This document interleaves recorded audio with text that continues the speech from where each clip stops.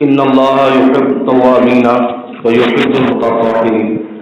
صدق الله العظيم وصدق رسوله النبي الأمين والصلاة والسلام على سید المرسلین. سونا جنگل رات اندھیری چھائی بدلی کالی ہے، سونا جنگل رات اندھیری چھائی بدلی کالی ہے، سونے والے جگتے رہیے وہ چوروں کی رکھوالی ہے.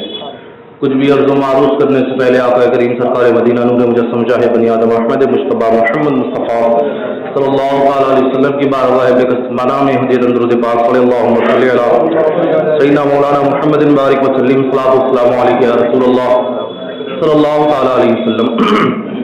الحمدللہ ہم اور آپ شب بارات یعنی چھٹکارے اور نجات کی رات کل گزارنے کے بعد آج جمعہ کے دن میں داخل ہوئے ہیں اور اکثر و بیشتر لوگ روزہ بھی رکھے ہوئے ہیں. الحمدللہ یہ بڑی برکتوں اور رحمت والا مہینہ، اور حضور خود فرماتے ہیں شعبان و شہری، یعنی شعبان میرا مہینہ ہے، و رمضان و شہر اللہ، اور رمضان اللہ کا مہینہ ہے. یہ ایسا مہینہ ہے کہ جس میں نزول رحمت خصوصی طور پر مسلمانوں پر برستی ہے. الحمدللہ ہم اور آپ آج جمعہ کی سعادت حاصل کر رہے ہیں.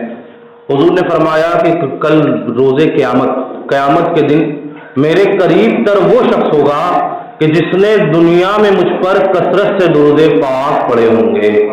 درود پاک پڑھے ایک بار اللہم صلی علی سیدنا مولانا محمد بارک وسلم صلی اللہ علیہ رسول اللہ صلی اللہ تعالی علیہ وسلم.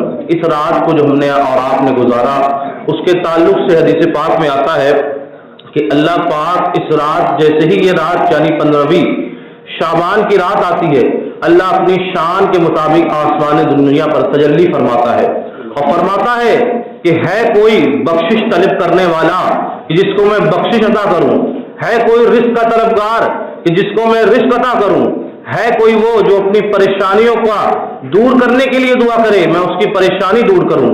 اور یہ ندا طلوع فجر تک ہوتی رہتی ہے. یعنی کثیر فضائل و برکات. فرمایا کہ اس رات اللہ پاک بنی کلب عرب کا ایک قبیلہ ہے، اس کی بکریوں کے بالوں کے مطابق گناہ گاروں کو بخشتا ہے. ہم اور آپ اس بات کی استطاعت نہیں رکھتے کہ آج ہم اپنے بال گن سکیں.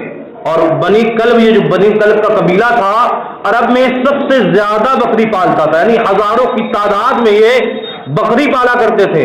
ان کے بالوں کی تعداد کے برابر رب گنہگاروں کو بخشتا ہے. یہ اتنے فضائل ہیں، لیکن پھر بھی فرمایا کہ اس رات بھی کچھ بدبخت اور کچھ نامراد لوگ ایسے ہیں کہ اس رات بھی نہیں بخشے جاتے. اس میں سب سے پہلا جو ماں باپ کا نافرمان. آج ہم ماں باپ سے کس طرح تیز آواز میں ذری سی بات ہم بالکل تلملا جاتے ہیں، غصے میں آ جاتے ہیں. شراب کا عادی جو شراب پیتا ہو، زانی یعنی زنا کرنے والا، مسلمانوں کو بلا اجازت شرعی تکلیف دینے والا، ان پر ظلم کرنے والا، اسی طرح رشتہ داری کو کاٹنے والا یعنی صلہ رحمی نہ کرنے والا، چغل خور، مسلمان کے لیے بغض و کینہ رکھنے والا، اپنے دلوں میں بغض و کینہ رکھنے والا، تکبر کے ساتھ اپنے آپ کو بڑا جاننا، یعنی کہ میں تو اس کے آگے کیا ہی، میرے آگے ہے کیا، ذرا سا پیسہ، ذرا سی دولت، ذرا سا بنگلہ آ گیا تو اپنے آپ کو دوسرے مسلمان سے بہتر جاننا اور دوسروں کو کمتر جاننا، یہ تکبر ہے. فرمایا گیا کہ جس کے دل میں رائی کے دانے کے برابر بھی تکبر ہوگا وہ جنت میں داخل نہیں ہوگا. اور یہاں تک فرمایا جو آج بندے تکبر کرتے ہیں، لوگوں کو حقیر جانتے ہیں، کل ان کو قیامت کے دن چیونٹیوں کی شکل میں لایا جائے گا، لوگ ان کو رونتے ہوئے گزریں گے. اسی طرح بہت سارے بغض، کینہ، حسد، تکبر. اس سے معلوم یہ ہوا کہ یہ اتنے بڑے گناہ ہے، گناہ تو ہے لیکن اتنے بڑے گناہ ہے کہ جس رات کو رب کریم اپنی رحمت سے ہزاروں کروڑوں کو بخشتا ہے، لیکن یہ وہ بدبخت ہے کہ اس رات بھی نہیں بخشے جاتے.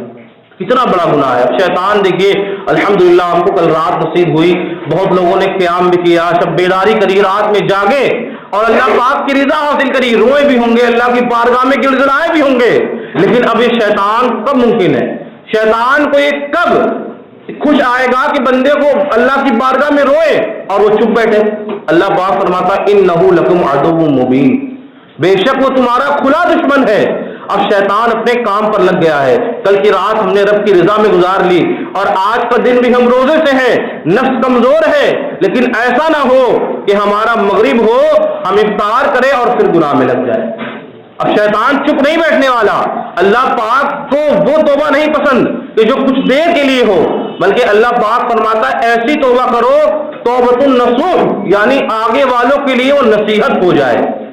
اللہ اعلیٰ فرماتے ہیں کہ توبہ ایسی ہو، سچی توبہ کی تعریف یہ ہے کہ بندہ اس طرح سے توبہ کرے کہ اس کے طرف واپس لوٹ کر نہ جائے۔ اور ایک مثال یہ فرمائی کہ جو بندہ اس طرح توبہ کرے کہ جس طرح گائے کے تھن سے دودھ نکل آتا ہے اب وہ واپس نہیں لوٹتا، اللہ پاک کی رضا کے لیے اللہ پاک کی بارگاہ میں بندہ توبہ ایسی کرے کہ بندہ پھر اس گناہ کی طرف نہ لوٹے۔ اگر ایسی توبہ کرتا ہے تو توبہ قابل قبول ہے۔ اصل میں توبہ کے بھی شرائط ہیں، توبہ کی 3 شرطیں ہیں، اگر وہ پائی جائیں گی تب آپ کی توبہ قابل قبول ہوگی، ورنہ پھر وہ یوں ہی بس الفاظ اور جملے ہیں۔ 3 شرطیں کیا ہے اس کو جان لیں، اگر اپنے آپ کو چیک کریں، اگر اس شرط پہ آپ اترتے ہیں تو آپ کی توبہ قابل قبول ہے۔ جیسے نماز کے لیے وضو شرط ہے، پاک ہونا شرط ہے، اگر یہ نہ پایا جائے تو آپ کی نماز بھی نہیں ہوگی۔ تو اسی طرح توبہ کے لیے بھی 3 شرطیں بیان فرمائی۔ پہلا، اس توبہ سے ندامت، یعنی آپ کو اس سے افسوس ہو کہ میں نے گناہ کیا، غلط کیا، برا کیا، اس کا دل میں افسوس ہو۔ ایسا نہ ہو کہ آپ اجتماع میں آئے ہو، بیان میں آئے ہو، رو کر ہاتھ اٹھا کر آپ نے دعا کی ہو اور لیکن دل میں اس گناہ سے کوئی نفرت ہی نہ ہو، دل میں یہ ہو کہ جناب کل تو مجھے پھر جانا ہے دکان پر، جھوٹ وہاں پر پھر بولنا ہے، پھر وہاں پر دھوکے بازی کرنا ہے، یہ طے کر سامان بیچنا ہے کہ جناب اتنے کا تو مجھے پڑتا ہی نہیں ہے، آپ کو کہاں سے دے دے؟ یہ حرام ہے، دھوکہ ہے، جھوٹ ہے، خرید فروخت کو بزنس کو ناجائز کر دیتا ہے۔ تو پہلا اس گناہ سے نفرت ہو، ندامت ہو، اس کو برا جانے، اور دوسرا اس گناہ کو فوراً چھوڑ دے۔ ایسا نہ ہو کہ ابھی تو اللہ اللہ کر رہا ہے، ہاتھ اپنے منہ پر مار رہا ہے اور پھر اس گناہ میں نیت دل میں یہ جناب میرا تو کام ہی یہی ہے، میرا تو سودی کاروبار ہی ہے، میرا تو کام ہی گناہوں بھرا ہے، کل تو ہم کو کرنا ہی گناہ ہے، تو ایسی توبہ پھر قبول نہیں ہے۔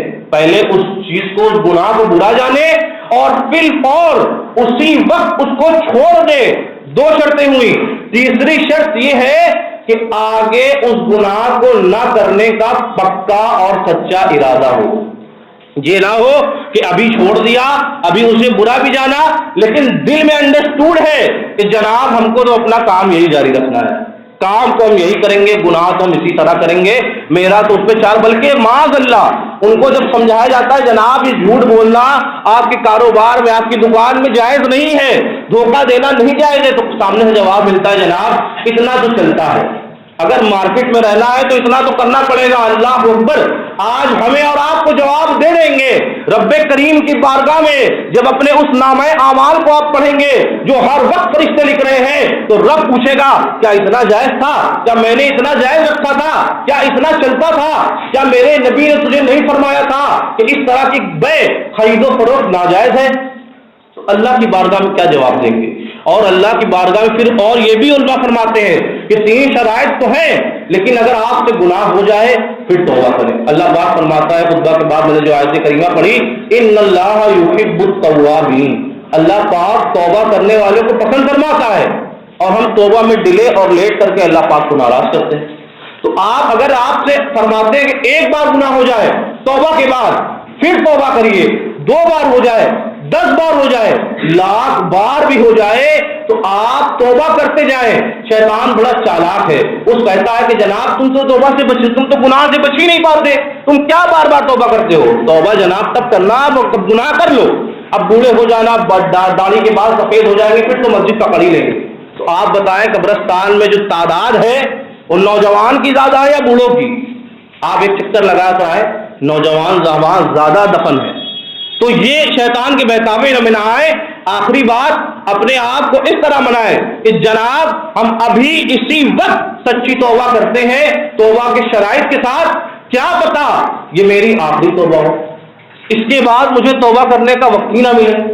اس 11 مہینے شعبان سے اب رمضان سے اب تک 11 مہینے جو گزرے، ابھی رمضان آیا نہیں ہے، آپ کے اور ہمارے درمیان سے نہ جانے کتنے لوگ چلے گئے، ان کو تو پتہ ہی نہیں تھا کہ مجھ کو اس سال کا رمضان نصیب ہی نہیں ہوگا، تو کیا اس میں کیا اس میں ہم اور آپ نہیں ہو سکتے؟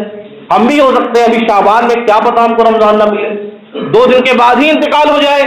تو اب سچی پکی توبہ کرنے کا وقت آ گیا ہے۔ اللہ کی بارگاہ میں دعا ہے جو کچھ پڑھا سنا اس میں کسی قسم کی غلطیاں اسے معاف فرمائے۔ اللہ پاک ہم سب کو بھی سچی توبہ کرنے کی توفیق عطا فرمائے، اس پہ قائم رہنے کی توفیق عطا فرمائے، ہم سب کا خاتمہ ایمان پر فرمائے۔ وما علینا الا البلاغ۔